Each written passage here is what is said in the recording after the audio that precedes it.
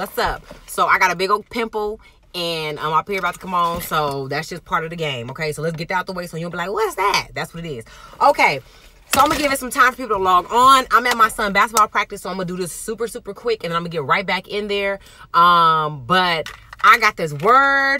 It's not a word, it's just like a little bit of motivation for people that's watching, because I really, when I get these bursts of, you know, analogies, I have to run and go tell y'all so that y'all can be inspired and so I won't forget. Okay, so anyway, I hope everybody had a great day.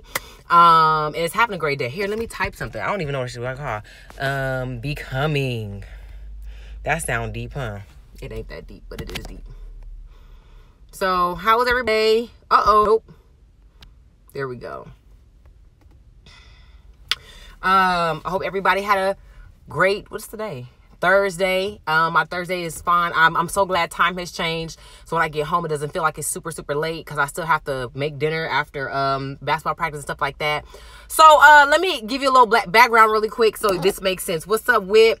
What's up, everybody? So my son plays AAU basketball. That is a basically league outside of Parks and Rec, outside of the school system. It's like a travel team, so to speak. So it's a league that your child can play in if they play for a certain team that abides by those type of rules, right? And Junior, when he started in October. Okay, Junior started playing with this team in October. Prior to that, I think one time he had now don't you hit my car with this big old Yukon. Prior to that, Junior had one experience playing basketball with his school. I hated it. I hated it because as somebody who is an athlete, you know, at heart, I played basketball for my high school. I played basketball a little bit in college, more softball in college, but in junior high school. So when he played for the school, it was awful because the ref was trash. The coach was okay, but he wasn't really like the best player. He was just the after school program director. Like, it wasn't like he had great coaching. Follow me. So my husband finds this team. He brings them, and for the first like almost 6 weeks, Lance, is torture for Lance. It's torture for Lance to watch Junior practice because all the other kids have been playing basketball longer than Junior. Now, when I say all the other children, Junior is playing on this team. There's like 8 teams. He's at the bottom because he's the youngest. Okay, Junior is playing in 8U basketball, but he's 7. Okay, so the first 6 weeks, Lance is calling me from the practice saying, I'm about to take him out. He's sorry. I love my son. He won't listen. He traveling. Low-key embarrassed because Junior's doing stuff as if he's 3, and these kids can kind of ball. Recently, they started playing basketball for the spring, and Junior has gotten so much better that it's kind of weird. Like, how you, like, he's practicing, but he's doing stuff, like, in every practice, the coaches is like, hey, your son getting better and better and better, right? So, check this out. About a month ago, they split the teams up in like A squad and B squad. A squad is the kids that play a little better. Let's just be honest. Most of these kids are not 8, okay? In the 8 squad. They're like 7, 8, maybe. B squad are like 5, 6, and 7-year-olds. Little short things, but the little ones can ball. When they first split the teams up, I was a little bit frustrated because I was like, well, damn, man. Like, I wish that my son could play with the A squad because they need, my son's team needs like a little better handles, you know, somebody who could, a better guard. They're all kind of learning. Today, I know you're like, where you going with this? Today, I'm in practice and Junior is balling. He is balling his ass off. And you know what my brain told me? Maybe the Lord told me this. The Holy Spirit said, the thing you wanted for your son's team, which is a really good guard, is what your son is becoming. And that word hit my spirit, okay? And so I had to come on here and tell somebody, sometimes the thing that you think is needed in your situation, your circumstance, at your job, see, we just need a good leader. We just need somebody to step up at church and just get this organized. This is not organized. You or something or somebody around you can become that. And I think that's the problem, is that sometimes we be looking outside of ourselves for the answer. Oh, come on, somebody. Looking outside yourself for the hookup, for the opportunity. Looking outside yourself for somebody to come discover you. Discover your damn self. You feel what I'm saying? There's so many things I got my hands on at home that I'm just like, one of these things gonna pop. One of these things is gonna pop. One of these things is gonna pop. Meaning it's going to, one of these things will turn into an opportunity, okay? Runs around the church house. Hell yeah. Because, I mean, I'm sitting there and I'm watching my son. People are like, oh, he been practicing. This boy, I don't even have his shoe. If you know who Zion Williams is a badass 3 basically from Duke. He bad. The boy bad. He ripped out his shoe playing basketball. Okay, that's who that is. Junior just ripped his shoe. All the parents were like, dang Zion Williams. Luckily, he had a pair of Kyrie's in his backpack. The boy did a layup and did a 360. Now, he missed it and he fell. But everybody was like, ooh, he gonna be cold when she gets control of his body. And I'm sitting there in shock because I'm like, here I am as the mom, like, they need to put a good guard on my son's team because these little boys, they're smaller and they just learning. They need somebody that can bring the ball up the court. And in the last 2 months, my son has become that player. I done tried to tell this boy, stay in the post. You a post player, okay? I'm from the school of Malone and Shaq, you know what I'm saying, and Tracy McGrady. Like, get your post moves up, okay? Look, okay, you feel me? My son don't want to hear that. He want to be a guard. He want to bring the damn ball up, okay? Giving me a heart attack.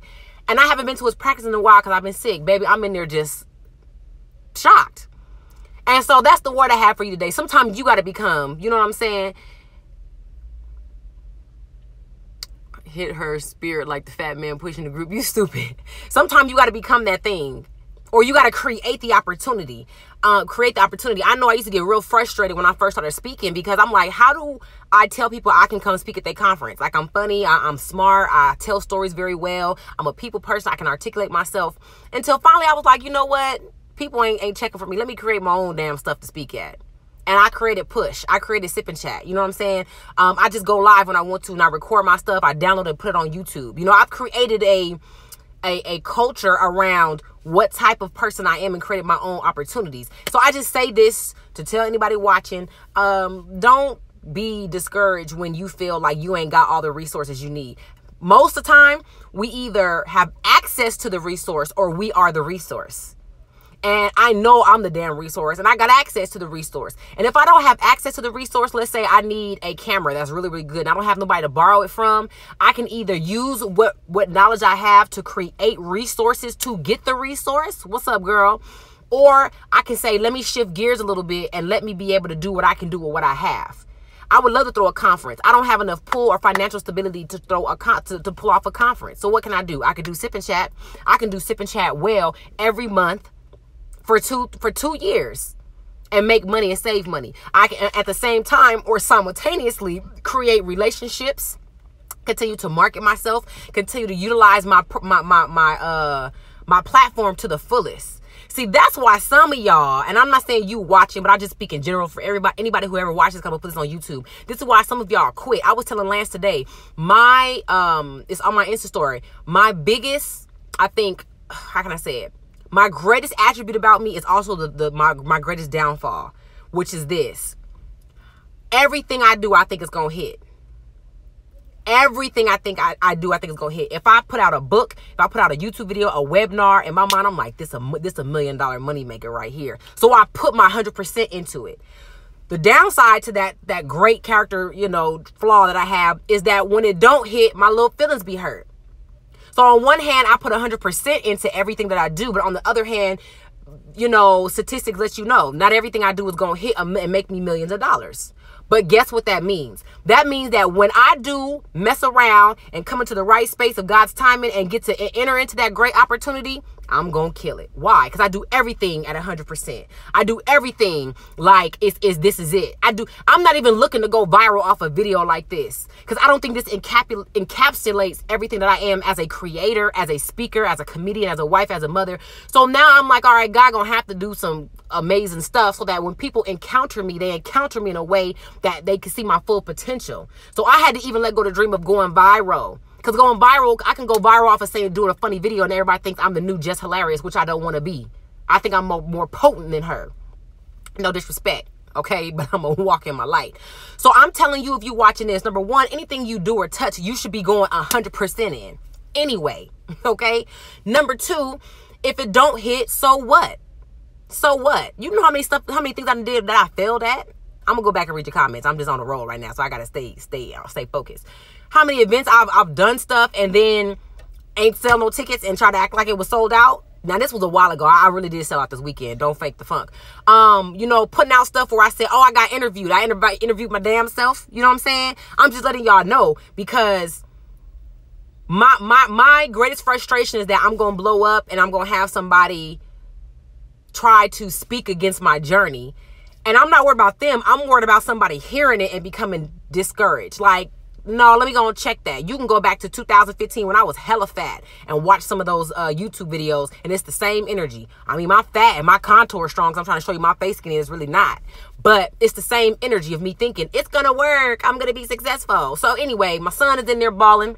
My husband all happy. I told y'all, I'm like, Negro, you didn't say nothing. You used to call me mad about to take him out because he was embarrassing you, airballing stuff. Okay? And let me say this, the same way my kids see me up late doing YouTube videos, editing, doing funny stuff, they see me cry at the same time. I'm watching my son bounce the ball around the house. He using my doorway as a goalpost, you know, as a basket, like he doing layups. He trying moves. I'm like, boy, just do this. I mean, butt naked, wait on the shower, butt naked dribbling, getting his handles together. It's a culture within my family that you keep going. Don't nobody want to hear you crying about it didn't pop off. So I just want to give that from me to you. Become the thing you say you need, or look around you. I guarantee you it's the same idea as Produce Where You Are. You got it. I got a homegirl who got a camera and shot her whole pilot series. And this is the second time she has done it. You know what I'm saying? And I'm like, God, I hear what you're trying to tell me, but sometimes you feel frustrated because you keep looking at the quality of somebody else's, wishing you could produce it like that. But if you sit down long enough, you have the same opportunity to produce quality content, or whatever, or even if it's be a quality employee. How can I say it? To be an employee who is of high standard. Let me say that, because I'm so excited. I'm gibbering over my words.